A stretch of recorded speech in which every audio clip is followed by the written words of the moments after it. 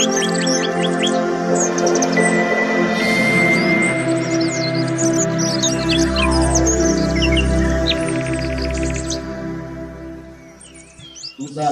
Pathen thu sei diuvin gospel don bung som lehu sam som thum le thumi in singe gospel don bung som lehu sam som thum le thum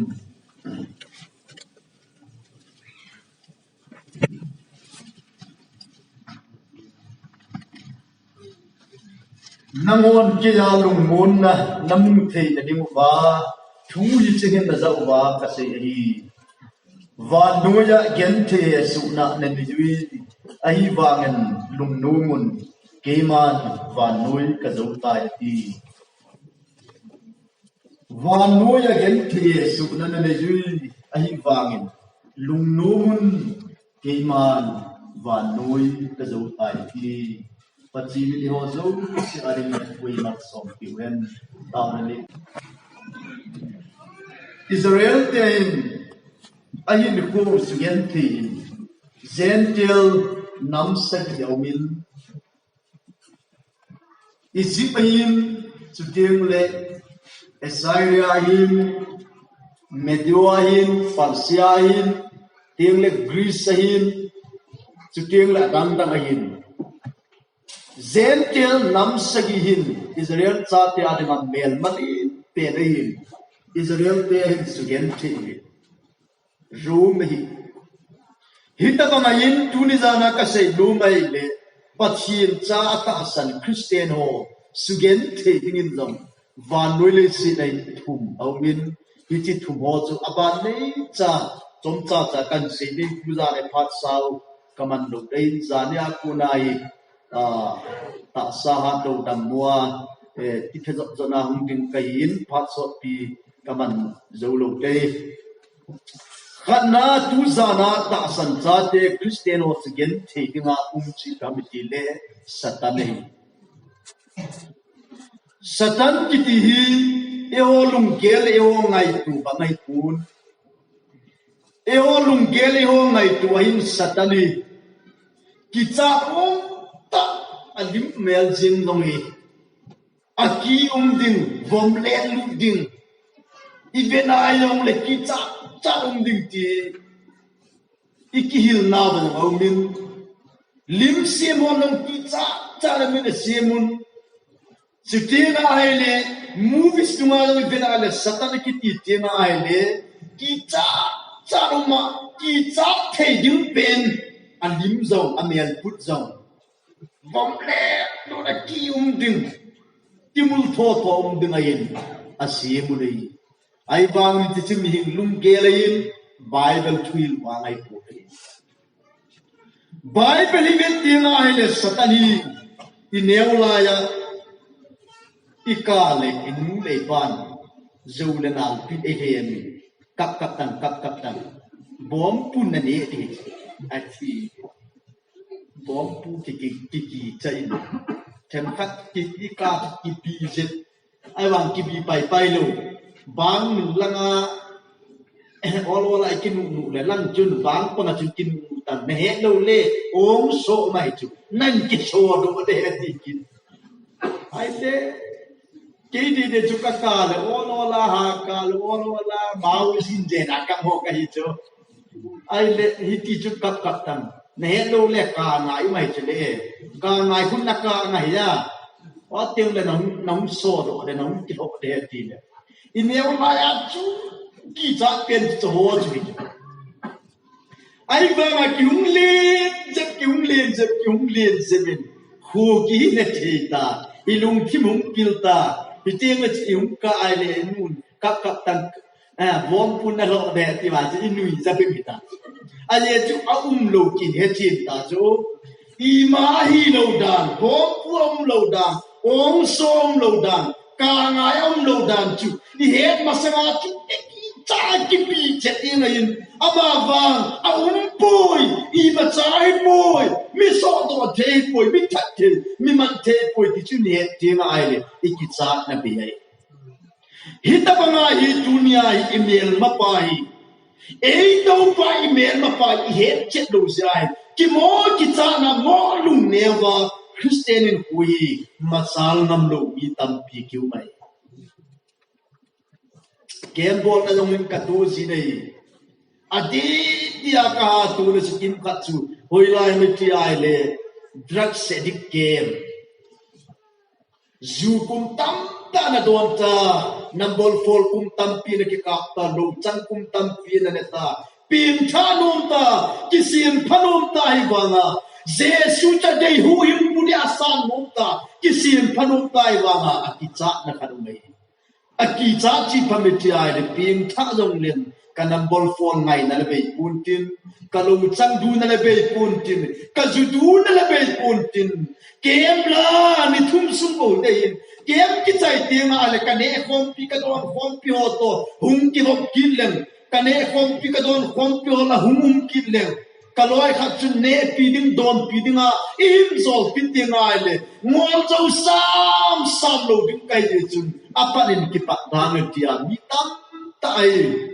hichi lung neu na le hichi ki cha na pa ji a hi jesu de na pi nai ba na jesu sang nam lo hi nam suma tam pi ka mu de I pijama te la het chek lo kat mai tu zana hi het chek kim pachi de satani bom le lu na albi ma me dong ki cha me la puti bible de hil pun bible I telam til second quran bum som la khat chang som le din a chun na mel ma pau dia bol chun ava va til mel apu e ti ro so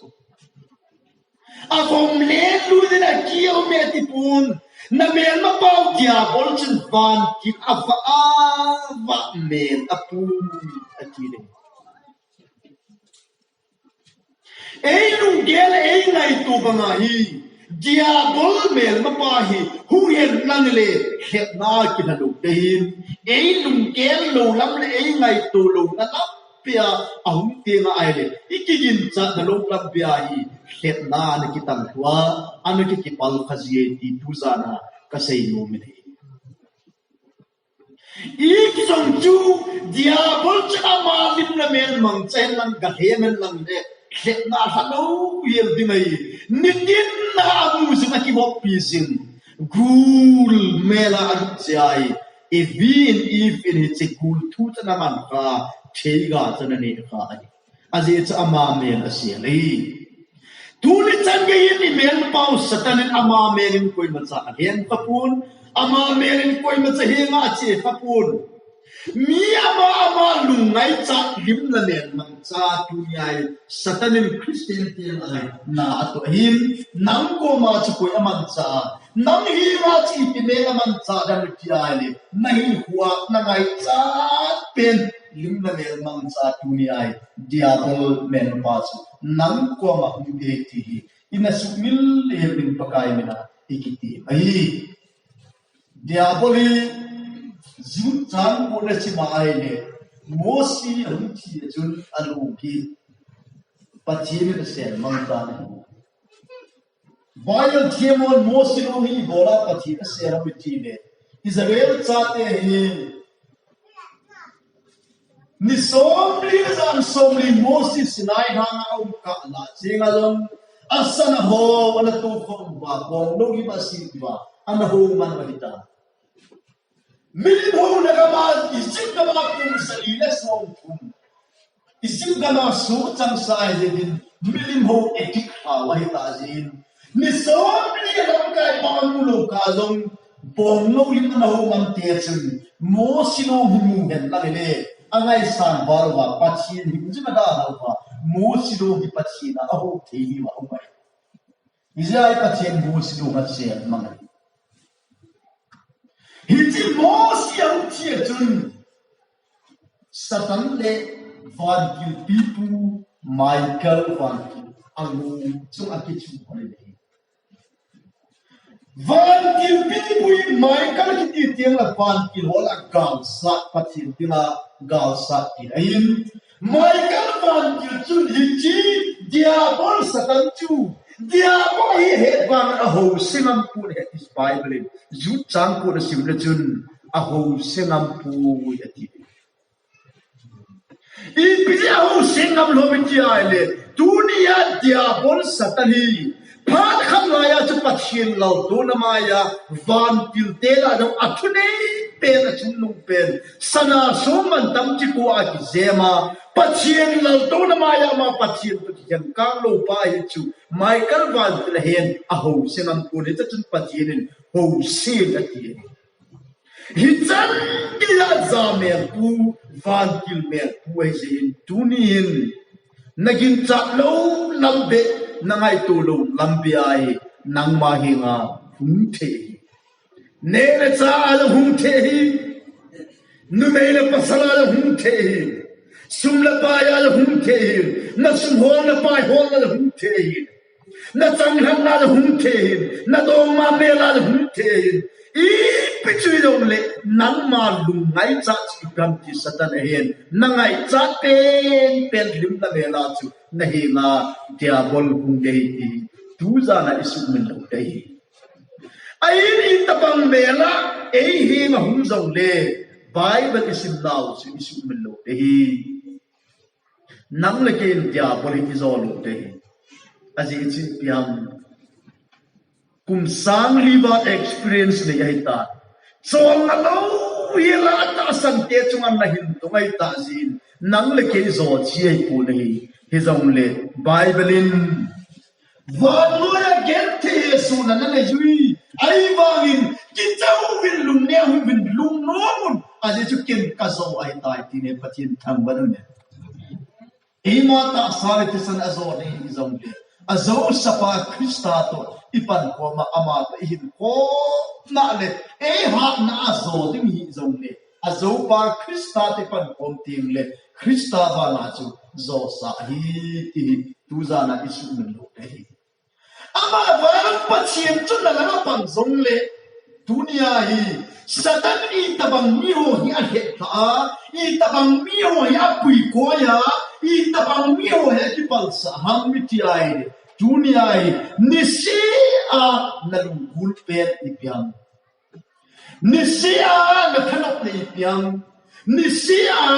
na chi no na pen na vet no pen na ne no pen na lung chi ma ta ha ngai tu pen chu dunia hi bible tesing sang na bol khat chang ni ase pama mi lo te thumok bang chon lo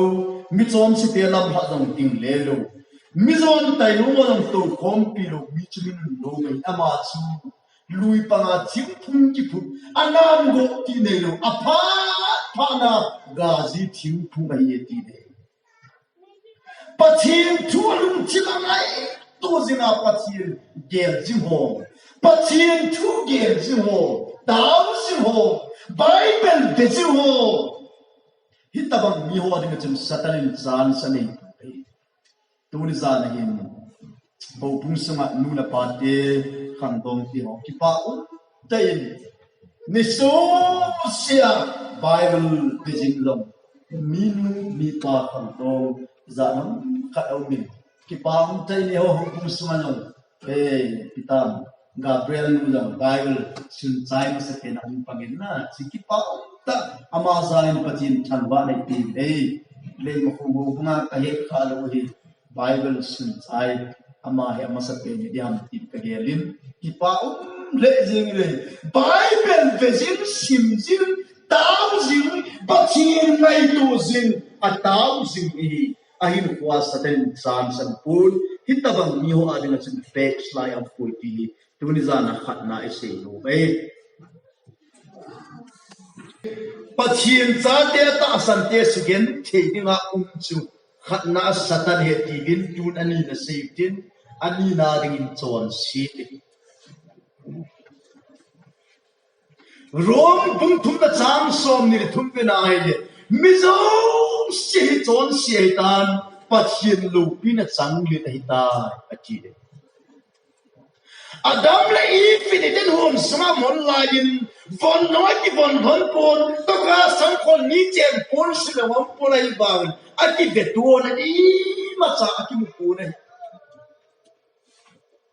John sit na hung la hon pena aki vet don le sago kyo ida amer sit ai do ron ku ipam tile aki ho ha ta ti na ai ipiam ki ho ha sang khol ai poi to ka lo ai poi ipina da ha mi tile patien lo pina ada Bihim tu patien lo pina sang zo tan wai patien lo pina ki ho ha ai ta nei mi hin khwa dinga hi ho pung jong le im su jong le gam su jong le nam su jong le patien lo pina ada sa in sung patien lo pina ada sa ko sung ho bung sung hi kha en nei da ko izat ki hen lang ki ho hen lang ki chieman lang ki ching jong le hin khwa dinga fang se pen mi wang se pe ho chu patien lo pinan ada ko mi ho chaki Bible le Samuel khat bungli chang som ni ni isima aile naw dom nun patien kitit na thing khung min ama do panin patien lo pina Israel ada tai ati Israel za te chu patien a pising alau ba patien chena thing khung chom lai chanen patien lo pina na pi Pathen tilkhou se Palestine miten ahin po do perevin pathen lo pina Israel ada kan pathen lo pina ada ha temule Israel cha ten kan alin si achung ba ham set na gen thele la chum ahun thum si de tunihin in sung long pathen lo pina ali in sung pathen lo pina aum pi ho kum sung patien lo pinan ali hu la deng hi ding patien ate ma ai tuni zan hin in ho sugen te ding la christian in hu aha da pe ta chi pamitil nitin nai i christian in hu sugen te di chon si mai nu la pa te ho khang tong te ho tu lai di hi na ai le Mia ma no puai le ton siet de apa mata le nunga ho jong ama ki gel la le numei kha dong ki pui the ya tu chunga mot bung su ke ma kan vai la na chu kem ki chai ni a mot bunga phang dong ho na gel the yu le ji na le tem la pasal ho numei ho ki chen pi ben lam numei ho pasal ho ki chen pi bin Aziati pamitila tu kama hi emi society ala unumei le numei nunga kingai pasal kingai unso hai kodin zong aphat eo India ki vai hom nan nang aphat he nyama ki ngap sat tu ichen na agam government in phalet lang hai kodin phalet lang kon phal dong le Christian ti ta nei le pathin thut aphal lo le na bol the lo ti nei pathin thang la me nang la ke dinga athupi pen chu government hi lo wei nang la ke dinga athupi pen chu high court hi lo wei nang la ke Christian ta pathin cha ta tai le athupi pen ni pathin thu ye pathin thut aphal lo ji bol de ji le ejai hi ken homo na am pui ka ti Bible nunga ma kasim jenga yin ken hizat dei kasim tai piwang kasei punai bangan kasim len Genesis zong hi pera janam kasim tan pathin nim asim masa pen pasalahin achanga chale la pha sapun pasal pa na wa kunin mei khat asim kinin numei nu asim na machin pathin athum deina khat asim de kinama chu nei le pasal le khat ai ki loi Bible na mu bam ken kamu pui numei tabang khat pasal tabang khat ang asim de ti loi chu tia le Bible hi pathin mi ni bo simin khat pasal ki ta adam ain khat chu numei ki ta I fahin adam asim ta punai pathin thang ban men achuti la pathin thua lo chu lo numei pasal ki numei sa yung Pathen thu ki tu loe Pathen do ye numei khat to ki de yung la Pathen do pasal khat to ki de yung la Pathen do ye ai je Pathen thu na pal loe hita ba ngayon le se chu hi na ai le thil ki da ta te hin ho pui se ngi chon se ta tha ne ding don ding chep ding ai lo la bom ding amin jong het se lai te pui atha nitina hi pe hin chon se na ta jong le tu ni hin ho pu mi thing te ho igel diu ingai to diu ahum so zo se nata sabing hina na ne nom na don nom na bol nom tam dei na mi hinan na du na ngai pa sa azolo te hi jong le se nom te tu za na hin na du pen na ngai pen na bol nom pen na to nom pen ta yong na ki hen the de chu nang ma ta sa le ti sa zo pu re CHRISTA na le ting le azo pa CHRISTA za la chu le se chunga ta sangai cha zo se le ki hen zo he ti Pathen ro pina se no me Pathen thang ban men ni khanin tuni in falakuna dehi kalen de oi ta na ngai bu in falakuna dehi kalen de ti leng bu mong mong ha mi min tha ni alem the pu ni ai le ibola ngamta tuni in falakuna dehi kalen de ti thiam alem the wan lem chuma tu ti ka cham lo wan le ngai Pathen thang ban men wan lem pang lo ba ko ha lem the ya phei ding ka chan nong ki lem the lo we phei ding ga mala in chuma ku na le tur ka nong ki lem na the lo we Pathen men na le na i pi da suam ki lem the lo we aba wa tu ni da li chan ka len du te ti chu aleng thei wang leng au zia i len ama chungai to ting len bangai dunia hi ta samin hi na iso alo ding tam ta het na tam pi chol se na tam pi o me nang ma ta sa le ta san azo da um pui dong le azo pa lung no mun ke van noi ka zo tai ti pa azo sa CHRISTA ine ting le ama to ipan kom tinga ai le so ho zo se lo he izo ting lo bit izo sa do wai ti Pathen do ki nai sei lo me Pathen thang ban men nai sei ding in Christian te nga izo lo di men ma tin na chi ka ti le chi na hi ni le abama ki se bu le ki khat adi po ya ti aka nga ki se te he akanga ki ship ti le kim khat na di po abama ki ship te he ti oi lo chi dam ka he thei pu ama ba shi na ki ti ki zo lo di mer ma ai bible pe na le first Corinthians som la nga chang som ni le hu chin sim doi nge first Corinthians som la nga chang som ni le hu pa chun I pe se yang gal no kha pen ti na hi hizong cha su mang de hi email mau anu kha pen a chai na pen chu thi na hi ati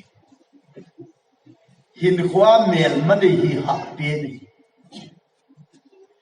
mail mani a ha se lo bin hit sang ha azo ji committee le izo lo bin kha to ki mail ma hi ha ti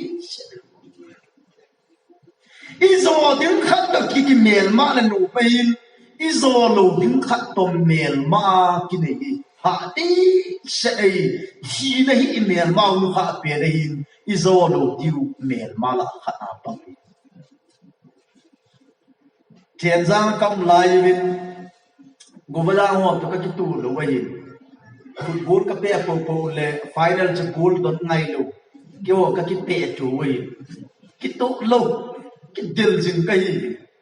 ke jo mi to ki dil thanum ka nei ai la ma hoi ke ho da kapal ki mo cha pass pal ki in thom chai wa chu ke ho da kapal ki mo si cho mo da chan si ki chu phula ala dia zinga kari pot tha kaung le bulin keiling jet kei gol ngen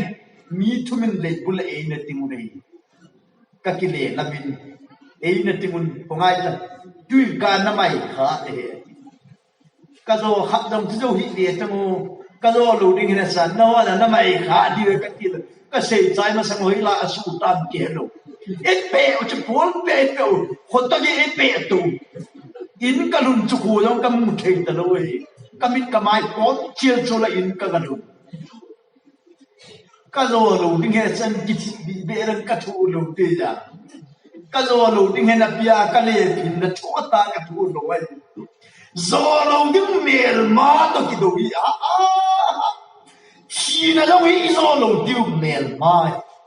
ama wang revelation bung khat chang som la si som na yet sim la chun hiti chi na cha bi choi pa chu jesu christa he is Pathen thang ban men dunia ini pau jesu christa hi nang le ke ding mel manu kha pen chi na yong le chi na cha bi choi pa le chi na chunga vai hom pa lu hin na chunga vai hom pa christa dunia hi nang le ke ja I pa chi ne ai ilung neo lu de puzana Pathen lo pina isei no mai mi khat pan alan sunga ji dinga adam laya an kilen hoi ma ku cheng khat le ka bu khat ka sin to in iti chui pamiti ai le hiti asin ei ka chi nung tiang ka han sunga te ai nin su pi ti wei tia ai in ku te hi nga ada a chi nung ai ku te ama na ki su banga ahan sunga asu pi u chi hiti na ki sin ei mi chon si ka na hi hizong le ka na ki si nei ka ki si bangin jesu christa hu ing un ka ki sanin jesu a chu hin na tha ka nei tai ka chi ding a hin hizong le ka tho ki ding a hi khat ve le christa to vai hom hom ding ka hi ka ki he ne ati chu Pathen thang ban men athupi dang chi na wang chu ka zo lu ding ka he ka chi te ama van kama tha den lo ding ai ka lu den lo dei ka tho ki dim khat be le christa to vai ka hom de ti chu ka he chi nu la pa te ho achu ti ai de chi na chu email manu kha ben izolo ding lo le koi ho na zo da mi ti le christa ne ho dinga zo sa hi ki nei Pathen thang ban men Pathen nei lo christa nei lo ha dinga wa chi ni lu hem ni khot ta ka ni lum ka hoa che chi ipui Pathen thi se ati tenga ai le gama ki suka chi ham ki ka ka chi ham thingin amo li ham female sia ham chi am ting ki se ti bin hita bang thi se chu ko sunga ki polun pon ko pa ma lam ki sa ni han mol ge lam tha ki sa pin ko pa ma ma chi kilo je ki pura ki bujin ko sunga chon dhun lai pure hita kama thingina boli thala ki kapli hum pi sanga na tha ho hi cho sa thi sie ti ta banga mitile pen tha lo jesu nei lo wa chi ho hi ching boli thala ki kapli sanga chi mel chi play se tu ma thi se pe di jesu nei lo wa chi ho hi chi mel se pe nei ama ho adingin thi na chu chi na cha zo lo wai ta gal ne lai ta be ama ho di ma chum lung hem ni ko ta ta he jong na dunia hi jesu christa nei ta ho pin tha ta ho ding in wang chi na hi email ma nu kha pe ne jong le jesu nei te a ding a wang ni khat le chi na chungai vai hom ding zo ki ti tu za ren Pathen lo pinan kasei nom he rom ten christian te hi iti na su gen te ba ti le hum pi ho hi guru sunga a he nu ni li ninga chin an apipukin gilkin chen na koyun nili ninga hin te nga aile hum pine dingin Christian te chu iti kul suwa chan ale lu te mula hum pigil ke nili ninga anmelo chu akula kun an ha do si Hichi hum pine dinga hinden lai ba chu Christian holam kai ho chu a chi ding hena pin van lam sangin I pe bolvam la asaji bidei pathi na wa choi si bidei I pe he no ham I pe mu ham chi ko na dong la sakhe pathi na wa choi the na chi phamiti ai de Jesu ne jevin thi nahi ke ya din ka ki chai nai poi ti a he che chi wai pathin tham ban men pathin tham ban men amen rom te no ya Christian ma sa ho chun kinep na CHRISTA chilong len ka hin ding hi ni khan na ka tho kin ding CHRISTA to vai ka hom da ti he chi jevin thi na jong chu ama sadim na ki chu be ki ti ne bible le ka thiam bible thiam le ka si mo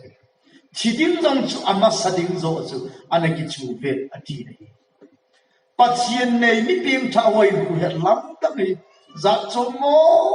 nge obung mi te ho Paul Silas pam sum kula thi le hin ki ka hi ai wang na som kul suma chun lung leng lu vin la sa honin pathina ba cho hin nei som kul na pa kidang asal som kul sunga achi hin gero wa ki pa ta la sa thi hona ku na som kul na pa I pe dei hona he pu nang ni ba ma ken long hu hina ka um thene de I pe ka bol na ya ma ti bolin pakai su CHRISTA ta sa Chutile hu hina na um te ti a pe perin Jesu CHRISTA hu him pu ki sa amana san sere bin aina pu kin home Christian e bolobin ayin sung ya bo chaka pim thain Hichi songul na pa in sung mi ten zan khatua pin thana chu hoilaya alo hameti le songul sunga chile hin ka umlaya kipat apathin wa choi teni Paul la Silas hin kwa ku nei tunin china kiti Christian te ta san te dima galu kha pe le long le CHRISTA ineina a Jesu ineina a de nang le ke ding in kwam zo sa hi ti tu za na hi email ma wi zo ti khat sam no hi ta sam hi na ama wang Jesu CHRISTA ni ho pathin nei ta hon azo sange nei ti tu za na pathin lu ina sei lu mai thu chai na ka sei lu chi phamiti le pathin mu chin ta pathin he chin ta pathin nai na mu chin ta ho hi hasam che hat mo the lung hla ni the ama wa pathin mu chin ta wa pathina kuna azam mang pai ba thom pu ni pathina kuna azam pai agam mang pai bang aum thei pu ni reven khai la kam na atu sei na ana sei khazamin kin zong kale kha pu khana kasim do tu masanga ahin ko na be Ravi Zakaria Christian te adinga ama panga pathin thwe in umlo ti the wa pathin thwe pan ahin khwa thupi ka sa pen chu chil khat ka dei mama zing ama ko mati chu Jesu ko ma kana zonin thildang to hetin ka phallo zein ama ko ma ka den tai ti pathin mutien ta pathina kuna den pathina kuna humzam kina azam pai aupun hi tu zan hin su piulana mula pate khangbong te ho email ma hi nang kisan nang ma ta sa nang ma hin kwa na zo ding lo hi CHRISTA to na din koma ipan kong ting lawa aton sai zo sai ni ya to in Christian in ho hi Philippi bungli chang som na thuma eha sapa CHRISTA banga izakai poti kahi pathin zan se abu melma hichehi izoti wei sumil loela Christian kotiman diu pakai na ikiti mohi pathin ho so si aling athu emal som diu pakipae